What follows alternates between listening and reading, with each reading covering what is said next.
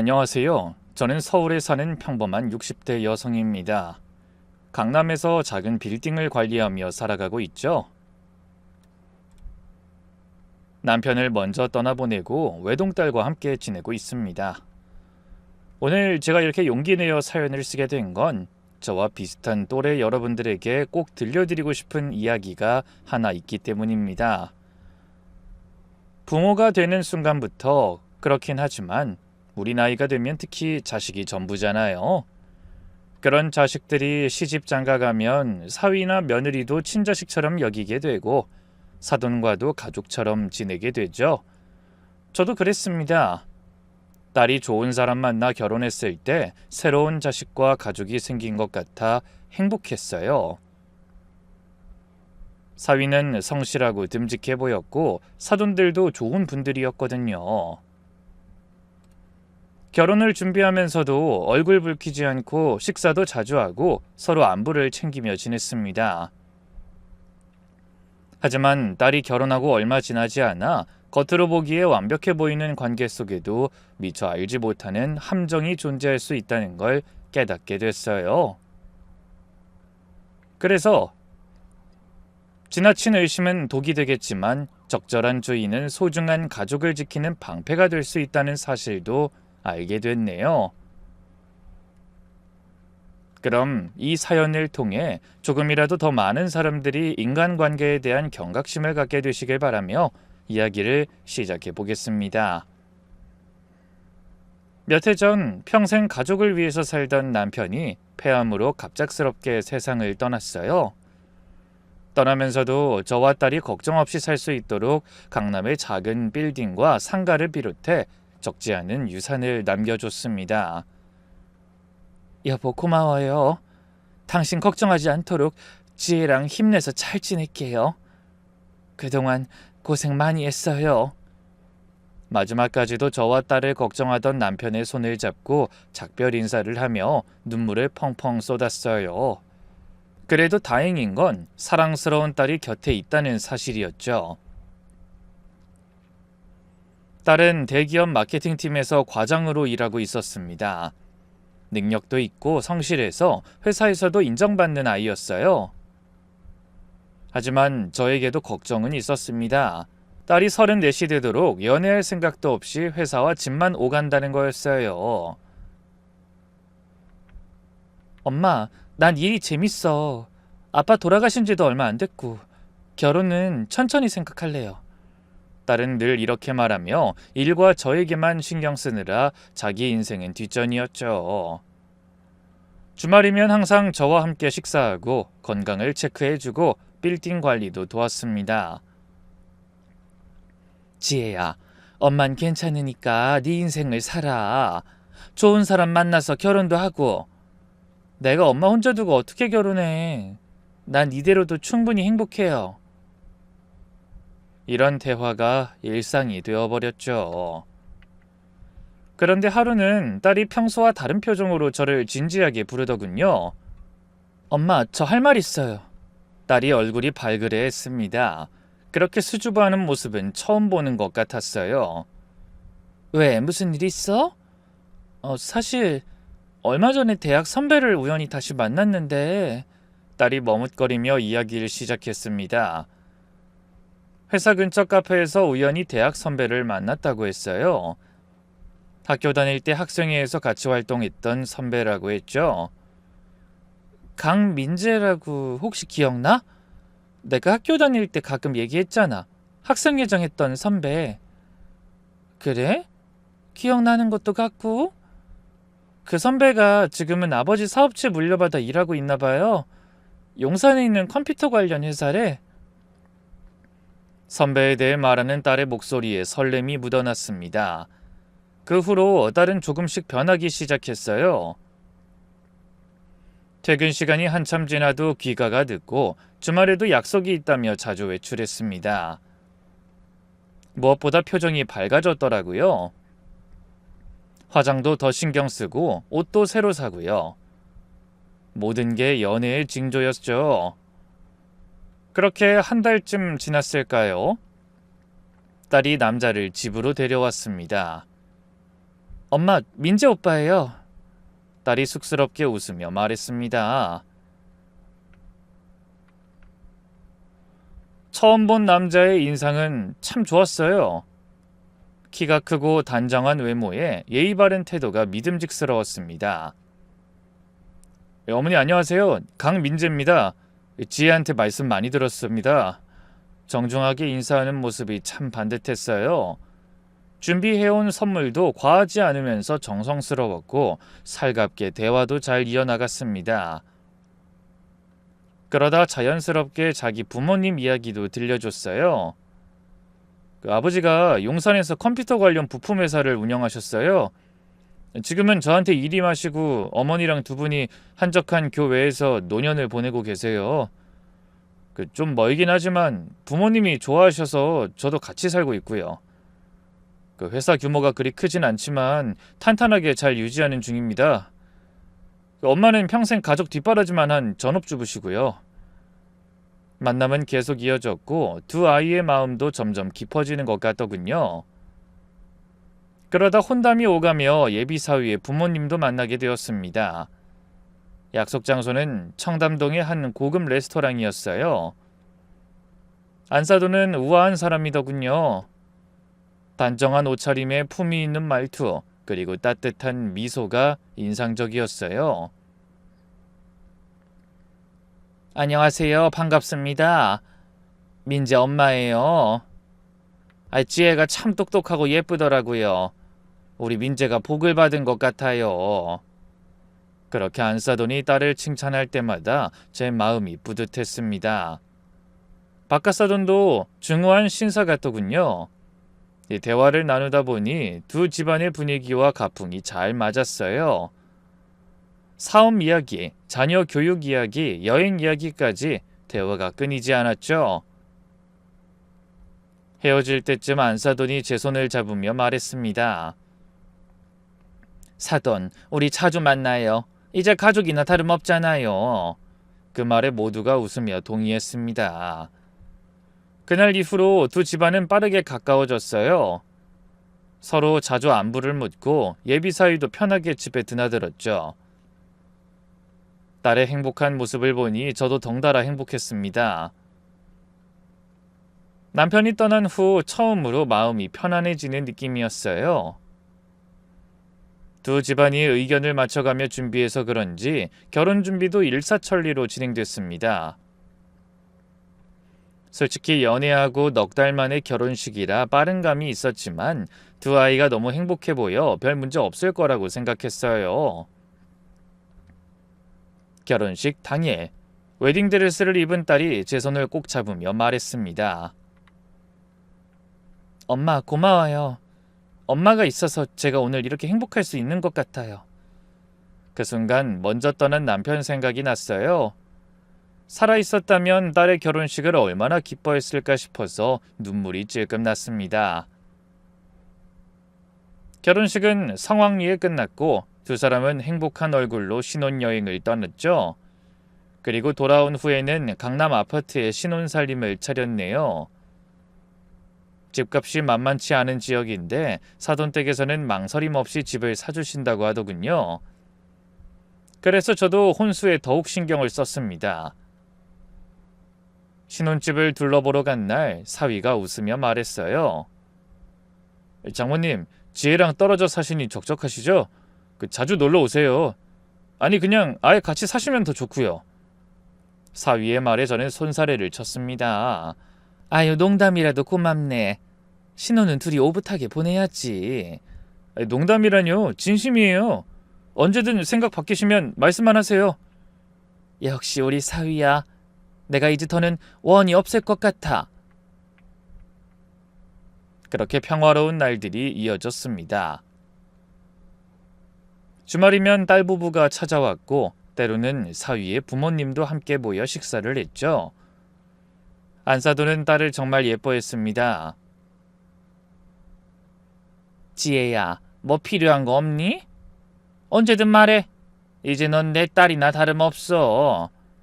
지금도 너무 잘해주시는데요. 뭘 더요. 전 이대로도 너무 행복하고 감사해요. 아이고 이쁜 것. 이리 와봐. 안 사돈이 딸을 안아주는 모습을 보며 저도 마음이 따뜻해졌습니다. 사돈 간에 이렇게 잘 지내는 것도 복이라고 생각했죠. 사위도 딸에게 항상 진심인 것 같았어요. 야근이라도 하면 꼭 데리러 가고 딸이 좋아하는 음식점을 찾아다니며 데이트를 했죠. 저도 딸의 기쁨을 보며 행복했어요. 하지만 운명은 생각지도 못한 방향으로 흘러가고 있었습니다. 머지않아 그 행복했던 시간이 모두 거짓 속에 쌓아 올린 모래성이었다는 걸 알게 됐으니까요. 그날은 결혼식이 끝나고 2달 남짓 지난 어느 주말이었습니다. 딸이 부산에 있는 대학 친구 결혼식에 다녀온다고 전화를 했더군요. 사위는 일본 출장을 가야 해서 같이 가지 못한다고 했죠.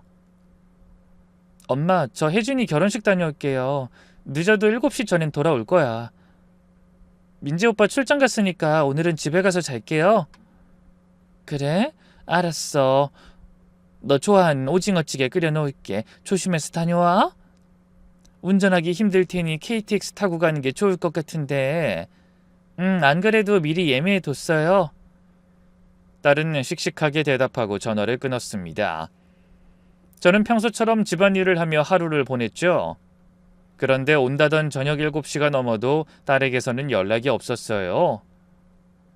밥 먹을 시간에 맞춰 좋아하는 반찬을 잔뜩 만들어 놨는데 깜깜무소식이니 걱정이 됐어요.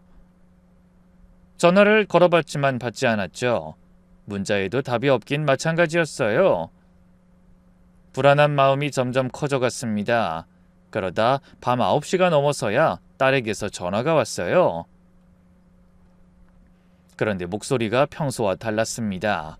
떨리고 겁에 질린 목소리였죠. 엄마, 지혜야, 무슨 일이야? 왜 이제야 전화해? 엄마, 나 지금 경찰서야. 심장이 쿵 내려앉았습니다. 경찰서라니? 생각지도 못한 일이었습니다. 경찰서? 혹시 사고 난 거야? 어디 다쳤니? 아니, 그런 건 아닌데. 엄마, 여기로 좀 와주세요. 오빠도 국내에 없는데 내가 너무 놀라서 지금 혼자 갈 수가 없을 것 같아. 딸의 목소리에서 울음이 묻어났습니다. 지금 당장 택시를 잡아 타고 딸이 있다는 경찰서로 향했습니다. 서울역 근처라고 하더군요. 경찰서에 도착하니 딸이 담요를 두르고 의자에 앉아 있었습니다. 얼굴은 창백하고 눈은 퉁퉁 부어 있었죠. 지혜야! 제가 달려가자 딸이 제품에 안겨 울음을 터뜨렸습니다. 엄마, 나 너무 무서웠어. 옆에 있던 경찰관이 상황을 설명해 줬습니다. 딸이 부산에서 KTX를 타고 서울역에 내려 택시를 타기 위해 걸어가는데 갑자기 나타난 승합차에 끌려갈 뻔한 일이 있었다고 했어요. 복면을 쓴 남자 3명이 딸을 납치하려 했다는 겁니다. 따님이 정말 위험한 상황이었습니다. 괴한들이 강제로 차에 태우려고 했다고 하더군요. 다행히 저희가 순찰 중이어서 사이렌 소리 듣고 괴한들이 도망쳤습니다. 경찰관의 설명을 들으니 온몸에 소름이 돋았습니다. 만약 그때 순찰을 돌지 않았다면 생각하고 싶지도 않은 일이었어요. 어머나, 감사합니다. 정말 감사합니다. 근데 범인들은 잡았나요? 아니요, 아직 못 잡았습니다. 복면을 쓰고 있어서 인상착의 파악이 어렵고 도주한 차량도 도난 차량으로 확인됐습니다. 지금 수사 중이니 좀 기다려주세요. 저는 덜덜 떨리는 손으로 저보다 더 떨고 있는 딸의 손을 꼭 잡으며 말했습니다. 괜찮아, 지혜야. 이제 괜찮아. 딱 그 시간에 순찰차가 돌아다니다니. 분명히 아빠가 하늘에서 지켜주신 걸 거야. 그러니까 앞으로도 그럴 거야. 걱정할 필요 없어. 하지만 조사가 끝나고 집으로 돌아오는 택시 안에서도 딸은 여전히 제 손을 놓지 못하고 있었어요. 계속 사건 당시에 공포가 따라다니며 괴롭히는 듯 했습니다. 지혜야, 괜찮니? 엄마, 까딱했으면 나 엄마 다시 못 만날 뻔한 거야. 그 생각만 하면 아직도 너무 무서워. 딸을 달래기 위해 말로는 계속 괜찮다고 했지만 저 역시 오싹하긴 마찬가지였어요. 맘 같아서는 딸 옆에 경호원이라도 붙여주고 싶은 마음이었죠. 집에 도착하자마자 사위에게 전화를 했습니다.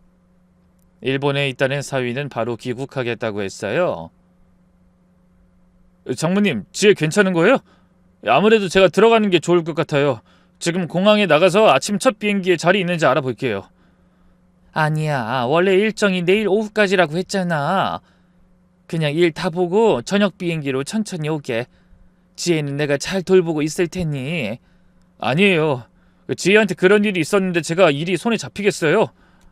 내일 일정은 다른 직원한테 부탁하고 첫 비행기 타고 일찍 갈게요. 하필 이런 때 출장을 와서 죄송합니다, 장모님. 그게 무슨 소리야? 자네가 일하러 갔지 어디 놀러 갔나? 하지만 딸이 걱정된 사위는 기어코 다음날 새벽에 첫 비행기를 타고 왔습니다. 본인도 얼굴에 피곤한 기색이 역력했지만 딸을 보고 눈물까지 글썽이며 걱정했어요. 지혜야, 괜찮은 거야? 내가 같이 갔어야 했는데 하필 출장이 잡히는 바람에 미안해. 오빠, 나 정말 무서웠어. 죽는구나 싶으니까 오빠랑 엄마가 제일 보고 싶더라. 죽긴 왜 죽어? 이제 절대 그런 일 없을 거야. 내가 무슨 일이 있어도 지켜줄게. 사위가 딸을 꼭 안아줬습니다. 그 모습을 보며 저도 조금 안심이 됐어요. 든든한 사위가 있어서 다행이라고 생각했죠. 그런데 사위가 집에 가자고 하자 딸이 뜻밖의 말을 꺼냈습니다. 오빠, 나 당분간 여기서 엄마랑 지내면 안 될까? 회사도 며칠은 쉬어야 할 것 같은데. 낮에 빈집에 혼자 있으면 너무 무서울 것 같아서 엄두가 안 나. 그래? 그럼 나도 여기서 지내지 뭐. 집에 가서 짐 챙겨서 다시 오자. 그러자 딸이 사위 눈치를 보는 듯 하더니 고개를 저었습니다. 아니야, 오빠는 집에 있어. 괜히 나 때문에 오빠까지 불편해지는 거 싫어.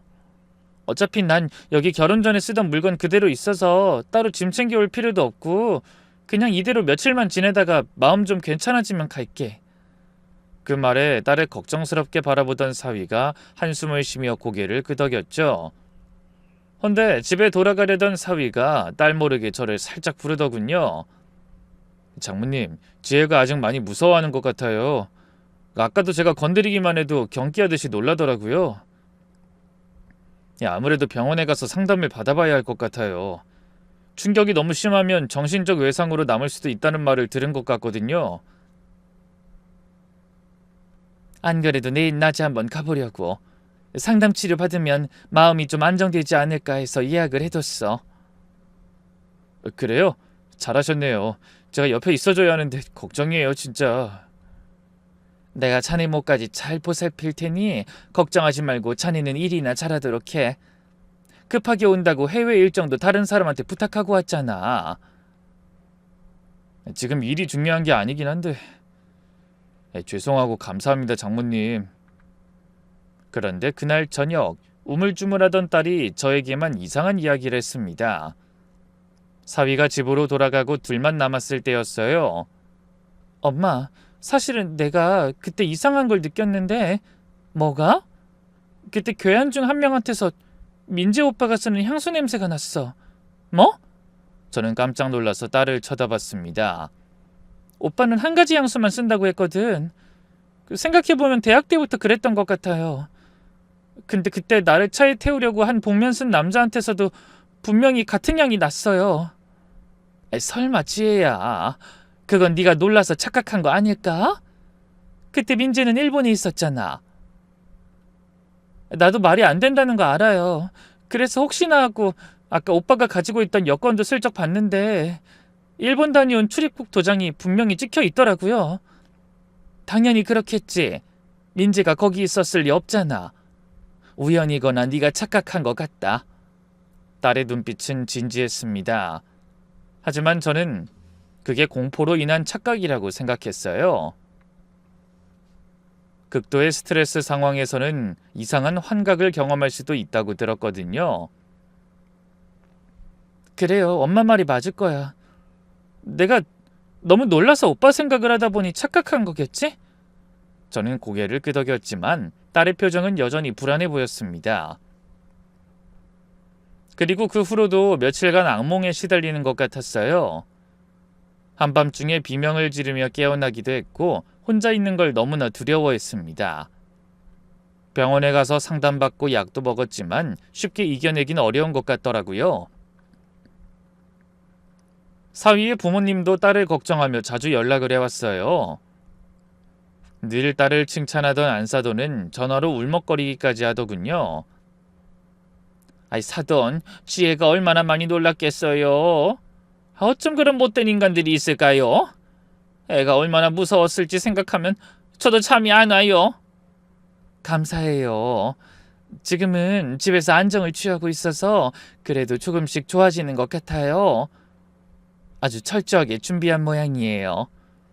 바깥사돈도 걱정스러운 목소리로 전화했습니다. 아이 사돈, 혹시 경호업체 연락처가 필요하시면 제가 아는 곳을 소개해 드릴게요. 감사합니다. 생각해보고 연락드릴게요. 모두가 딸을 걱정하고 위로해주는 모습에 감동했습니다. 이렇게 좋은 사람들을 만난 것도 참 복이라고 생각했죠. 그 뒤로 일주일쯤 지나자 딸도 조금씩 안정을 찾아갔습니다. 회사에도 다시 출근하기 시작해 일상으로 돌아가자 오히려 그날의 공포를 잊는 게 더 쉬운 것 같더군요. 엄마, 나 이제 괜찮아지고 있어요. 계속 무서워하고 있을 순 없을 것 같아요. 그래, 다행이다. 우리 딸 씩씩하네? 응, 오빠가 너무 신경 써줘서 미안할 지경이야.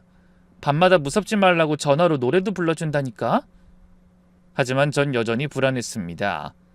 딸 앞에서는 그저 우연히 일어난 사고였다고 다신 그런 일 없을 거라고 다독였지만 딸이 출근한다고 집을 나설 때마다 두려움이 밀려오는 건 어쩔 수 없었어요. 경찰 조사는 진전이 없었고 범인들의 정체도 목적도 알 수 없었으니까요. 사위는 그런 제 마음을 눈치챘는지 이런 말을 하더군요. 장모님 걱정하지 마세요. 지혜 출퇴근은 제가 책임지고 시키잖아요. 무사히 회사 건물에 들어갈 때까지 지켜보고 있으니 괜찮을 거예요. 그래, 자네 덕이 아주 든든하네. 사실이었어요. 사위는 아침마다 집으로 와서 딸을 회사에 데려다주고 데려오는 수고를 마다하지 않았어요. 만일 딸이 결혼 전에 그런 일을 겪었다면 저 혼자 아이를 지켜낼 수 있었을지 자신이 없었습니다. 사위가 든든하게 곁을 지켜주니 확실히 안정감이 들었거든요. 그때 딸이 조심스럽게 꺼냈던 향수 얘기가 떠올랐지만 그냥 우연이라고 생각했어요. 그래, 저렇게 지혜를 걱정하는 사위가 무슨 이유로 그런 짓을 해?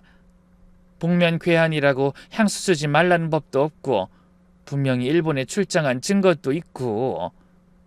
그렇게 딸의 말은 잊히고 말았습니다. 하지만 훗날 전 그게 얼마나 어리석은 생각이었는지 땅을 치면서 후회했어요. 아주 작은 단서라도 경찰에게 말했었다면 뭔가 달라졌을까요? 하지만 딸도 그날 이후로는 같은 말을 꺼내지 않았고 그렇게 시간은 흘러갔습니다. 딸의 충격과 공포도 조금씩 나아지는 듯 했고 혈색도 훨씬 좋아졌어요. 그러던 어느 날 안사돈에게서 전화가 왔습니다. 사돈, 지혜는 좀 어때요? 벌써 시간이 꽤 지났는데. 네, 많이 좋아졌어요. 걱정해 주셔서 감사해요. 아유, 다행이네요. 그럼 이번 주말에 여기로 놀러 오실래요? 그 지혜 기분 전환도 시킬 겸 해서요. 좋은 공기 마시고 가족끼리 모여서 바비큐 파티도 하고 그러면 애가 좋아하지 않을까요? 네? 양평이요? 네, 공기도 좋고 조용해서 지혜가 마음 다스리는 데 도움이 될 것 같아요. 안사돈의 제안이 고마웠습니다. 확실히 딸에게는 기분 전환이 필요했거든요. 감사해요. 지혜한테 물어보고 연락드릴게요. 꼭 오세요. 제가 바비큐랑 지혜 좋아하는 음식 잔뜩 준비할게요. 전화를 끊고 딸에게 이야기하니 딸도 좋다고 했습니다. 엄마 가요. 나도 바람 좀 쐬고 싶어. 오빠네 집 한번 가봤는데 조용하고 참 좋았던 것 같아요. 그래, 감사한 마음이니 거절하는 것도 예의는 아니지. 며칠 후 주말, 저와 딸은 사위가 운전하는 차를 타고 양평으로 향했어요. 전날 비가 내려 맑은 하늘과 깨끗한 공기가 기분 좋게 반겨주는 날이었죠. 지혜야, 오랜만에 나들이라 기분 좋지? 응, 엄마. 갑갑했던 속이 뻥 뚫리는 것 같아요. 딸은 표정이 한결 밝아지고 평소보다 말도 많아졌어요. 그런 모습을 보니 안심이 되더라고요. 엄마, 오빠네 집 정말 좋아요. 아버님이 10년 전에 직접 하나하나 자재 골라가며 정성스럽게 지으신 거래요. 그동안 별장으로 쓰다가 아예 온 가족이 이사하신 거죠. 그래? 정말 부럽네. 우리도 그런 별장 하나 알아볼까? 이런저런 대화를 나누며 1시간쯤 달렸을까요? 산속 깊은 곳에 위치한 사돈댁이 나타났습니다. 생각보다 훨씬 크고 고급스러운 전원주택이었어요. 차 소리가 나자 안사돈이 달려나와 반갑게 맞아줬습니다. 어머 사돈, 어서 오세요. 지혜야 잘 왔어. 바깥사돈도 웃으며 환영해 주셨죠. 먼 길 오시느라 고생하셨어요. 집안 내부는 더욱 인상적이었습니다. 통나무로 지어진 실내는 아늑하고 큰 창문으로 산의 풍경이 한눈에 들어왔어요. 어머나 정말 좋네요. 여기서 지내시면 스트레스 같은 거 받을 일 없으실 것 같아요. 제가 감탄하며 이곳저곳을 둘러봤습니다. 그러자 안사돈이 자랑스럽게 집을 소개했어요. 2층에는 방이 4개나 있고 지하에는 와인 셀러도 있어요. 나중에 구경시켜 드릴 테니 저녁 먹을 때 마실 거 직접 하나 골라보세요. 너무 좋네요. 초대해 주셔서 정말 감사해요. 점심은 안사돈이 직접 준비한 한정식이었습니다. 갈비찜, 잡채, 전 등 정성스럽게 차려진 음식들이 식탁 가득했어요. 사돈이 요리 솜씨가 정말 대단하시네요. 아이고 별거 아니에요. 지혜가 좋아하는 음식 위주로 준비한다고 신경 쓰긴 했는데 어떻게 입맛에 맞을지 모르겠네요. 정말 맛있어요, 어머님. 감사합니다. 딸이 행복하게 웃으며 음식을 먹는 모습을 보니 마음이 놓였습니다. 그 사건 이후 가장 편안하고 즐거워 보이는 모습이었거든요. 식사 후에는 다 같이 별장 주변을 산책했습니다. 산의 정취가 아름다웠고 맑은 공기가 상쾌했어요. 제가 안사돈과 나란히 뒤에서 걷고 사위가 딸의 손을 잡고 앞서 걷고 있었는데 그 모습이 참 보기 좋았습니다. 저는 웃으며 아이들을 바라보는 안사돈에게 말했어요. 여기 정말 조용하고 좋네요. 도시와는 완전히 다른 세상 같아요. 그렇죠? 그래서 저희가 여기로 이사할 결심을 한 거예요. 복잡한 도심에서 평생을 일한 남편이 원한 일이었지만 이젠 제가 여길 떠날 수 없을 것 같아요. 그런 저희 고집 때문에 민재가 결혼 전까지 여기서 출퇴근하느라 고생이 많았지만요. 독립하라고 해도 어찌나 저희 걱정을 하는지. 저는 사위의 뒷모습을 흐뭇하게 바라보며 대답했습니다. 민재라면 분명히 그랬을 거예요. 지혜도 얼마나 다정하고 세심하게 돌봐주는지 몰라요. 그런 저를 마주보며 안사돈도 웃었습니다. 저녁은 바비큐 파티였어요. 바깥사돈이 직접 고기를 구워줬고 제가 고른 와인도 개봉했습니다. 화목한 분위기 속에서 시간이 흘렀죠. 안사돈은 기쁜 얼굴로 건배를 제안했어요. 사돈, 오늘 기분이 너무 좋네요. 우리 다 같이 건배할까요? 안사돈의 말에 음료수를 든 딸과 사위까지 모두가 건배했습니다. 딸은 먹는 약 때문에 사위는 운전을 해야 해서 음료수를 마셨죠. 그래도 기분은 한껏 들뜬 것 같았어요. 딸도 오랜만에 활짝 웃었고 사위도 행복해 보였습니다. 그러는 사이 시간이 쏜살같이 흘러 밤 12시가 훌쩍 지났더라고요. 그래서 슬슬 돌아가려고 준비를 하는데 사위가 시동을 걸자 차에서 이상한 소리가 났습니다. 시동이 안 걸리네? 사위가 몇 번이나 시도해봤지만 차는 꿈쩍도 하지 않았어요. 바깥사돈이 차를 살펴봐도 문제를 찾을 수 없었습니다. 사위가 고개를 갸웃거리며 중얼거렸죠. 이상하네. 오면서는 아무 문제 없었는데. 곁에선 바깥사돈이 난감한 표정을 지으며 말했습니다. 이 시간엔 보험 서비스나 견인차 부르기도 힘들 거예요. 여기가 워낙 외진 곳이라. 그때 안사돈이 말했어요. 사돈, 오늘은 그냥 주무시고 가세요. 방도 많고 내일 아침에 보험회사에 연락하면 돼요. 네? 아니 그래도 갑자기 신세를... 아유 무슨 말씀이세요? 우리가 남이에요? 당연히 저희야 주무시고 가신다면 너무 좋죠. 딸을 슬쩍 바라보자 괜찮다는 듯이 고개를 끄덕이며 말했어요. 엄마 그렇게 해요. 급한 일 있는 것도 아니고 내일도 휴일이잖아요. 그래서 결국 사돈댁에서 하룻밤 머물기로 했습니다. 안사돈이 저와 딸을 2층 방으로 안내했어요. 여기가 민재가 결혼 전에 쓰던 방이에요. 제일 넓고 전망도 좋아요. 지혜랑 사돈은 여기를 쓰시는 게 좋을 것 같아요. 민재는 서류 좀 볼 게 있어서 서재에서 잔다네요. 아유 감사하고 죄송하네요. 제가 인사를 건네자 안사돈이 다정하게 웃으며 말했습니다. 아유 그런 말씀 마세요 사돈. 내 집이라 생각하고 편히 쉬세요. 새 칫솔이랑 수건은 화장실에 준비해뒀어요. 필요한 거 있으면 언제든 말씀하시고요. 감사해요. 정말 신세를 많이 지네요. 아이고 또 그런 말씀을. 그럼 얼른 쉬세요. 안사돈이 나간 후 딸은 신기한 표정으로 방을 둘러봤어요. 여기가 오빠 방이었구나. 책이 잔뜩 꽂힌 책장과 옷장까지 모든 것이 그대로 있더군요. 벽에는 사위의 학창시절 사진들이 잔뜩 걸려 있었어요. 오빠 어렸을 때 사진이다. 귀엽네. 딸이 사진을 보며 웃었습니다. 저도 덩달아 미소를 지었어요. 사위의 성장 과정을 엿볼 수 있어서 흥미로웠거든요. 주위를 다 둘러본 딸이 침대에 앉아 한숨을 내쉬었어요. 엄마, 오빠 부모님 정말 좋은 분들인 것 같지? 그러게, 우리가 복이 많은 거야. 그때 딸이 눈을 빛내며 일어나 책상 쪽으로 갔습니다. 여기 우리 대학 졸업 앨범도 있네? 여기 봐요, 오빠랑 나야. 딸은 옛 추억이 담긴 앨범을 살펴보며 웃었어요. 그러다 책상 구석에 놓인 우편물 하나를 발견하고 고개를 갸웃거렸습니다.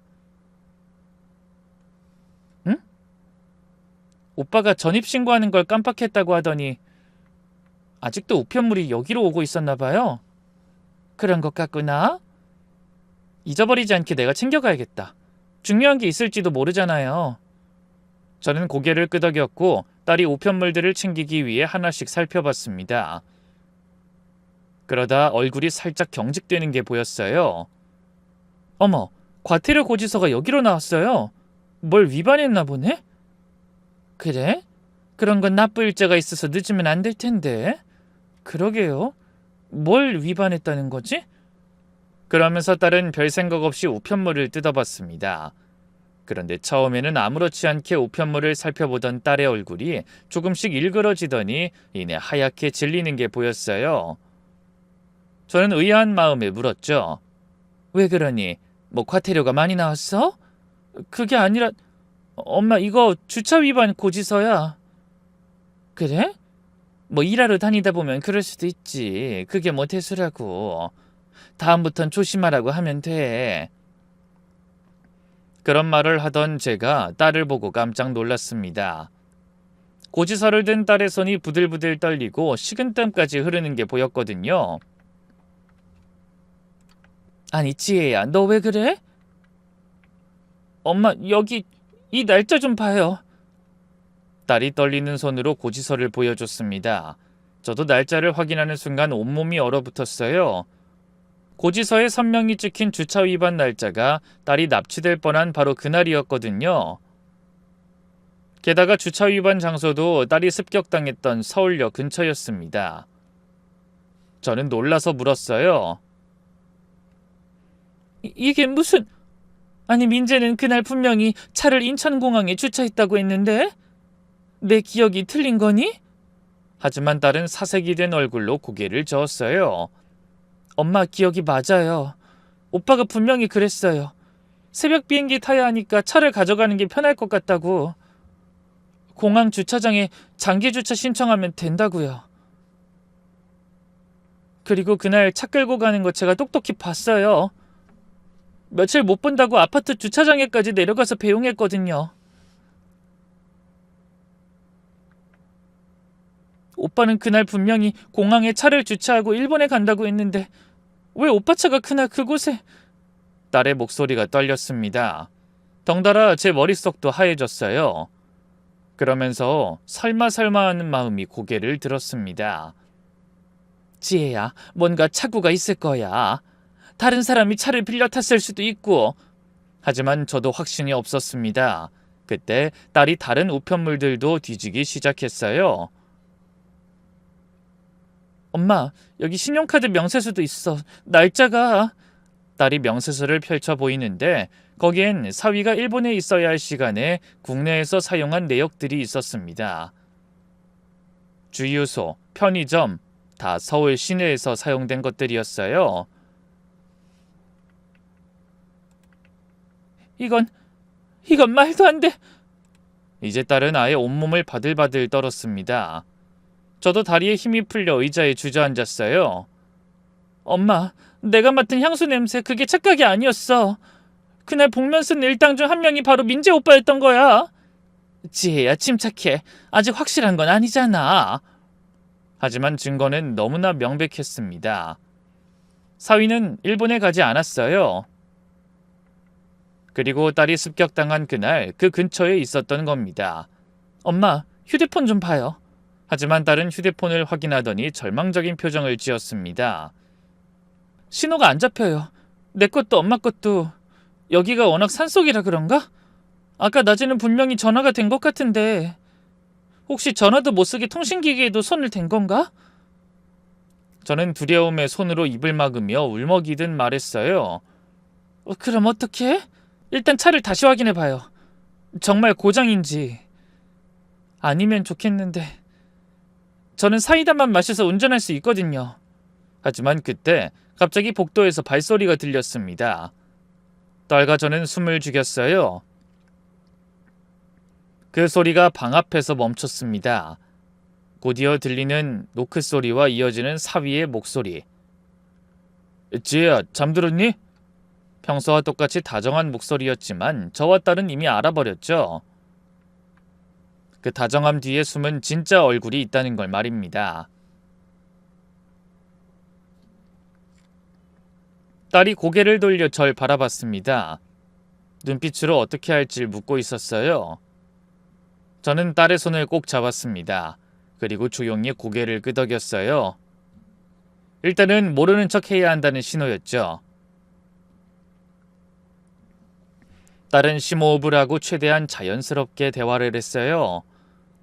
오빠, 우리 이제 막 자려고 하던 참이야. 그래? 나 잠깐 들어가도 될까? 그 말에 저는 얼른 책상에 꺼내놓은 우편물들을 딸의 가방에 집어넣었습니다.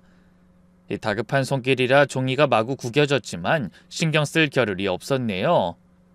이내 책상이 깨끗해진 걸 확인하고 딸이 대답했어요. 들어와. 문이 열리고 사위가 들어왔어요. 그리고 그의 뒤에는 바깥사돈과 안사돈까지 서 있었습니다. 세 사람의 표정은 평소와 다름없었지만 저는 그 무표정한 얼굴에서 섬뜩함이 느껴졌어요. 사위는 조용히 묻더군요. 장모님도 아직 안 주무셨네요? 혹시 불편한 거라도 있으세요? 아니, 그런 건 없어. 그냥 분위기 좋아서 지혜랑 이것저것 수다를 떨다 보니 늦어졌네. 이제 자야지. 아까 와인을 마셔서 그런가 취기가 좀 올라오는 것 같아. 그 말에 사위의 눈빛이 반짝이는 게 보였습니다. 잠이 온다는 제 말이 무척 반가운 모양이었죠. 그럼 어서 주무세요. 여기 아침 산책하기 좋은 코스가 있거든요. 일찍 일어나서 산책하면 지혜도 기분 좋아질 거예요. 아, 그래? 그래야겠네. 제가 웃으며 답하자 세 사람은 만족스러운 표정으로 다시 자리를 떠났습니다. 하지만 발소린 멀어지지 않았어요. 대신 문 밖에서 무언가 속삭이는 소리가 들렸죠. 딸과 저는 숨도 제대로 쉬지 못했지만 발소리는 한참 후에야 멀어졌습니다. 엄마, 지금 당장 여기서 나가야 해. 우리가 잠들길 기다리는 게 틀림없어요. 딸이 급하게 가방과 겉옷을 챙기기 시작했어요. 저도 불안감이 엄습했습니다. 만약 이 모든 것이 사실이라면 딸과 제가 엄청난 위험에 처해 있는 게 틀림없었죠. 그래, 일단 나가자. 저희는 조용히 방을 나왔습니다. 다행히 복도는 비어 있었어요. 조심스럽게 계단을 내려가 현관으로 향했습니다. 그리고 문소리가 나지 않도록 최대한 조심해서 현관문을 열며 딸이 작은 목소리로 속삭였어요. 일단 차를 확인할게요. 정말 고장인지. 문을 열자 차가운 밤 공기가 폐를 파고들었지만 망설임 없이 차고로 향했습니다. 딸이 차 본네트를 열고 휴대폰 플래시로 안을 비춰봤어요. 그러자 딸의 얼굴에 두려움이 덮쳐오는 게 보였습니다. 엄마, 이것 봐. 엔진 쪽 전선 몇 개가 끊어져 있었습니다. 그것도 칼로 자른 듯 깔끔하게요. 일부러 자른 게 틀림없어. 안 그러려고 해도 목소리가 떨렸습니다. 설마 하던 일이 현실이 되니 미친 듯이 심장이 뛰고 다리가 떨려왔어요. 저는 입술을 깨물며 말했습니다. 걸어서라도 가자. 지금 당장. 저희는 차고를 빠져나와 산길로 들어섰습니다. 캄캄한 어둠 속에서 휴대폰 불빛만이 유일한 빛이었어요. 나뭇가지에 옷이 찢기고 돌부리에 걸려 넘어지기도 했지만 계속 걸었습니다. 그렇게 1시간쯤 걸었을까요? 드디어 멀리 가로등 불빛이 보였네요. 딸이 반가운 목소리로 외쳤죠. 엄마, 저기 큰 길이야. 딸과 저는 거의 뛰다시피 큰 길로 나갔습니다. 하지만 늦은 시간이라 그런지 오가는 차가 많지 않았어요. 그래서 더 필사적으로 지나가는 차를 불러 세웠습니다. 제발 좀 태워주세요. 급한 일이에요. 다행히 한 트럭 기사님이 멈춰섰습니다. 아니, 이 밤중에 무슨 일이세요? 깜짝 놀랐잖아요. 저는 눈물까지 글썽이며 사정하듯 말했습니다. 죄송합니다. 빨리 경찰서에 가야 해요. 제발 부탁드립니다. 저의 다급한 외침에 기사는 흠칫 놀라는 것 같았어요. 그러고는 땀으로 범벅이 된 저와 딸을 보고 한숨을 쉬더니 이내 고개를 끄덕여줬습니다. 그래서 그 차를 타고 30분쯤 달려 읍내 경찰서에 도착했어요. 저희는 고개를 숙여 거듭 감사 인사를 전하고 헐레벌떡 경찰서로 뛰어들어갔습니다. 당직을 서던 경찰관이 깜짝 놀란 표정으로 묻더군요. 아니, 무슨 일 있으셨나요? 그 말에 저는 긴장이 풀려 바닥에 주저앉아 버렸어요. 다행히 딸이 간신히 힘을 내 그간의 일을 설명했죠. 납치 미수 사건부터 주차 위반 고지서, 그리고 그날 밤 별장에서의 일까지요.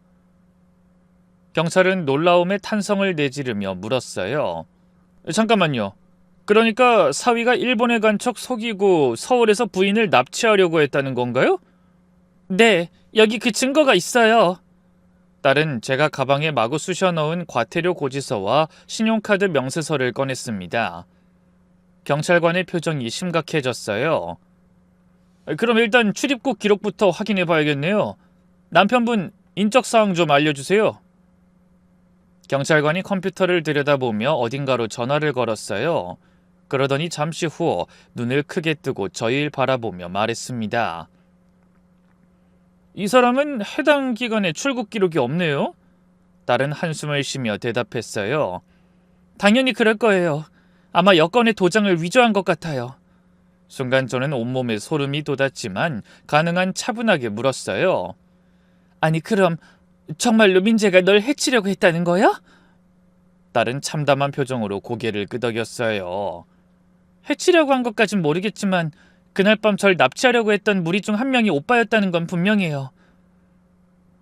어떻게 이런 짓을... 그때까지 간신히 정신력으로 버티던 딸은 그대로 무너져 버렸어요. 경찰관은 딸을 부축해 의자에 앉혀주며 말했죠. 조사가 더 필요할 것 같네요. 일단 수사 협조 의뢰 먼저 하겠습니다. 그리고 신속하게 사위와 사돈들에 대한 수사가 시작됐어요. 세 사람의 전과 기록부터 부채 상태, 모든 걸 확인하는 것 같더군요. 얼마 후 또 다른 경찰관이 저희를 불렀습니다. 조사 결과 강민재가 아버지로부터 물려받은 회사의 부채가 심각한 상태임이 확인됐어요.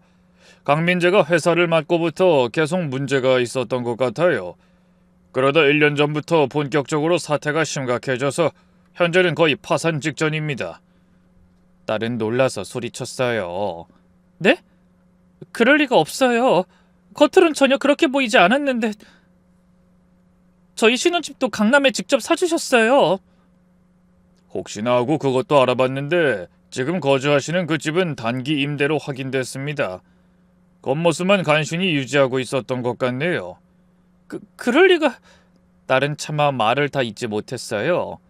그런데 그때 경찰관이 더 충격적인 사실을 알려줬습니다.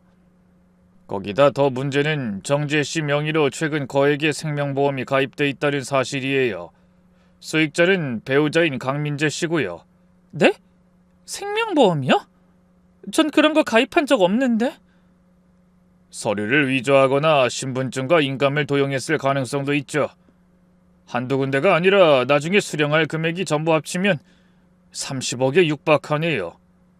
이번엔 제가 놀라서 외쳤습니다. 30억이요? 숨이 막히는 기분이었어요. 그토록 딸을 위하는 척하던 사위가 30억이라는 돈과 제 딸의 목숨을 바꾸려 했다니 믿을 수가 없었죠.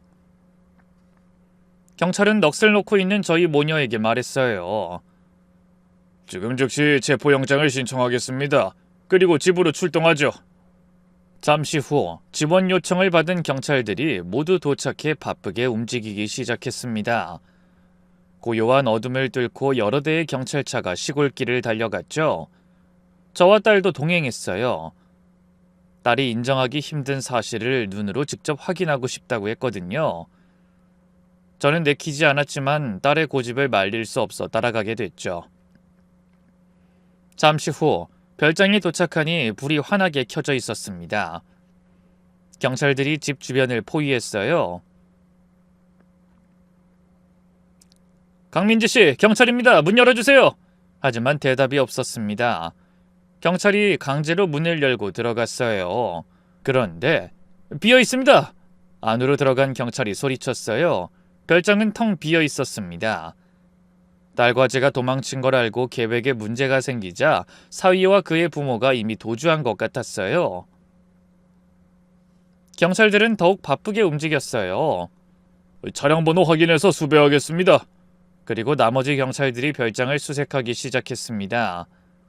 그런데 2층 서재, 바로 사위가 있던 그 방에서 충격적인 물건들이 발견됐어요. 이것 좀 보세요! 한 경찰관의 외침에 모두 그곳으로 달려가자 서재 책상 위에는 여러 서류가 있었습니다.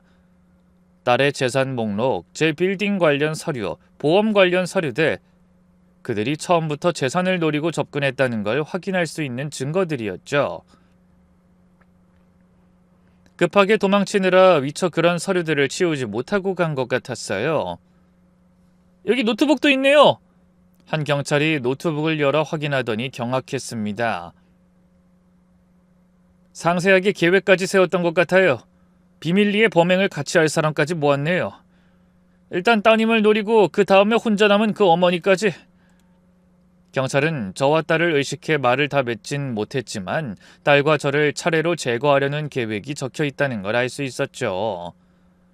그런데 그 계획이 틀어지자 모녀를 한꺼번에 해코지하려고 했던 것 같더군요. 엄마, 만약 오늘 도망치지 못했다면 우린 정말... 딸이 끔찍한 상상을 했는지 몸을 떨며 제 손을 꽉 잡았어요. 그 순간 서랍을 열어본 한 경찰관이 말했습니다. 여기 이상한 게 있네요. 약품들이에요. 주사용으로 쓰이는 것 같은데. 그때 또 다른 경찰관이 다가와 약병을 확인하며 말했어요. 마취제와 근육 이완제네요. 이건 치사량에 가까운 양인 것 같은데. 딸과 저는 놀라서 뒷걸음질 쳤어요. 그 용도가 무엇이었는지 말을 안 해도 훤히 알 것 같았죠. 거실에 마시다만 커피가 있어요. 아마 도망친 지 오래되지는 않은 것 같습니다. 빨리 잡아야 해요. 제가 다급하게 말했습니다. 그때 경찰 무전기에서 연락이 왔어요. 양평 IC 톨게이트에서 해당 차량 발견, 추격 중. 모두 긴장하며 소식을 기다렸습니다. 30분쯤 후 다시 연락이 왔어요. 도로에서 용의자 검거 완료, 3명 모두 체포했습니다. 안도의 한숨이 나왔습니다. 드디어 끝났다는 생각에 바닥에 풀썩 주저앉았죠. 잠시 후 경찰서에서 사위와 대면했습니다. 수갑을 차고 있는 모습이 처음 봤을 때의 다정한 모습하고 듬직한 모습과는 너무나 달랐어요. 딸은 눈물을 흘리며 사위에게 물었죠. 도대체 왜 그런 짓을 한 거야? 정말 오빠가 그런 게 맞는 거야? 사위는 차갑게 고개를 돌리며 말했어요. 미안하다. 선택의 여지가 없었어. 잘 이어오던 가업이 나 때문에 망해가는 걸 보면서 뭐라도 하지 않으면 안 될 것 같았어. 빚쟁이들은 쫓아다니지, 부모님은 걱정하시지. 너희 재산이면 모든 게 해결될 거라고 생각했어. 그래서 날 이용한 거야? 그럼 처음부터 그것 때문에 접근한 거야? 그건 아니야. 네가 금수저라는 건 원래 학교 다닐 때부터 알고 있었어. 근데 그날 빚쟁이한테 조금만 시간을 달라고 매달리고 돌아서는 그 카페에서 널 우연히 만난 거야. 그때 대학 동기한테 들은 말이 생각났어. 너희 아버지가 돌아가시면서 너한테 상가랑 엄청난 돈을 남기셨다고. 엄마는 강남 빌딩도 가지고 계신다고 하고. 그 고백에 딸은 충격받은 얼굴로 입을 다물지 못했어요. 그래서 그날 날 그렇게 반가워했구나. 난 그것도 모르고 예전부터 나한테 관심 있었다는 오빠 말을 철석같이 믿었는데 혹시 오빠 부모님도 다 알고 계셨던 거야? 사위는 말없이 고개를 끄덕였습니다. 안사돈과 박가사돈 역시 모든 것을 시인했습니다. 그들은 회사가 망해가자 아들과 함께 이런 끔찍한 계획을 세운 거였어요. 안사돈이 눈물을 흘리며 실토했죠. 처음에는 반대했어요. 아무리 힘들어도 그런 무서운 짓을 하려고 하다니. 근데 사채업자가 찾아와서 협박하니까 못할 짓이 없을 것 같더라고요. 당장 내가 죽게 생겼는데 옳고 그런 걸 판단할 정신이 없었어요. 경찰이 추가로 조사한 결과 더 충격적인 사실이 드러났습니다. 사위가 브로커를 통해 치밀하게 제 유언장까지 미리 조작해뒀던 겁니다. 다음 날 저희는 지친 몸과 마음을 끌고 경찰서를 나왔습니다. 딸은 끔찍한 현실이 믿기지 않는다며 제 어깨에 기대어 하염없이 울었어요. 엄마 죄송해요. 나 때문에 엄마까지 위험에 빠질 뻔했어. 괜찮아. 이제 다 끝났어. 우리 둘 다 무사하잖아. 딸을 꼭 안아줬습니다. 살아있다는 게 그렇게 감사한 일인지 그날 처음 알았어요. 집으로 돌아오는 택시 안에서 딸이 말했습니다. 엄마, 이번에도 아버지가 우릴 지켜주신 걸까? 하지만 저는 아무 말하지 않았어요. 입을 열었다가는 멈출 수 없는 울음이 터져나올 것 같았거든요. 돌이켜보니 딸이 느낀 그 향수 냄새가 첫 번째 경고였어요. 저는 그저 착각과 공포가 만들어낸 환상이라고 생각했는데 그건 딸의 본능이 보내는 신호였던 겁니다. 딸은 집에 돌아와서도 여전히 울먹이며 말했어요. 엄마, 앞으로 어떻게 살아야 할까? 이제 사람을 어떻게 믿어? 가슴이 아팠습니다. 평생 함께할 거라고 믿었던 사람에게 그런 상상할 수 없는 배신을 당하다니. 딸이 그 충격을 감당할 수 있을지 걱정이 앞섰어요. 하지만 저는 일부러 차분한 말투로 답했습니다. 시간이 걸리겠지만 언젠가는 다 이겨낼 거야. 모든 사람이 다 똑같은 건 아니잖니? 저는 다시 한번 딸을 꼭 껴안았습니다. 비록 끔찍한 일을 겪었지만 다행히 살아남았고 진실을 밝혀냈다는 것만으로도 감사했어요.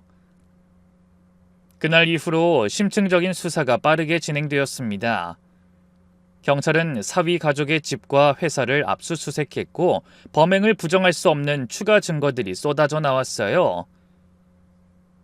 치밀하게 준비한 것 같지만 그게 실행에 옮겨지며 생각지 못한 변수와 어설픈 실수들이 연달아 발생한 것 같더군요. 그래서 증거를 숨길 생각도 하지 못하고 다급하게 도망치다 붙잡혀버린 거죠. 재판 준비 기간 동안 딸은 많이 힘들어했습니다. 계속 정신과 상담을 받아야 했고 한동안 휴직도 해야 했어요. 저는 딸 곁을 지키며 함께 이겨내려고 노력했습니다. 엄마, 가끔 그 사람 얼굴이 떠올라. 날 보며 웃던 얼굴이. 그게 다 거짓이었다는 게 아직도 믿기지 않아요. 저는 그런 딸을 다독였습니다. 시간이 필요해. 천천히 잊어가자. 엄만 무섭지 않아요? 엄마도 무섭지만 너를 잃지 않았다는 사실 하나로 전부 이겨낼 수 있어. 딸은 제 손을 꼭 잡으며 눈물을 흘렸습니다. 그래도 다행히 시간이 지나면서 조금씩 웃음을 되찾아가는 것 같은 느낌이 들었어요. 3개월 후 드디어 판결이 났습니다. 피고인 강민재에게 살인미수, 사기, 문서 위조 등의 혐의로 징역 15년을 선고합니다. 15년. 생각보다 가벼운 형량에 실망스러웠지만 그래도 정의가 실현된 것이 다행이라고 생각했어요. 그 부모들도 공범으로 각각 10년형을 선고받았죠. 그렇게 세 사람 모두 법정 구속되었습니다.